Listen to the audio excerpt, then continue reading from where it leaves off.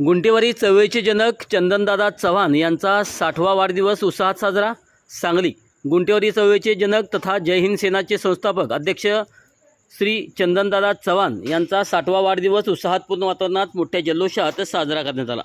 या वाढदिवसानिमित्त विविध सामाजिक, राजकीय व संघटनात्मक क्षेत्रातील पदाधिकारी, हितचिंतक आणि कार्यकर्त्यांनी उपस्थित राहून चंदनदादा चव्हाण यांना शुभेच्छांचा वर्षाव केला।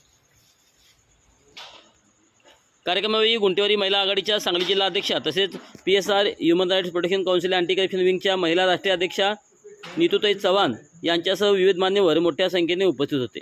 चंदनदादा चव्हाण यांनी अनेक वर्षे गुंटेवारी धारकांच्या न्याय हक्कासाठी सातत्याने लढा उभारला असून त्यांच्या नेतृत्वाखाली अनेक सामाजिक प्रश्नांवर प्रभावी आवाज उठवण्यात आला आहे।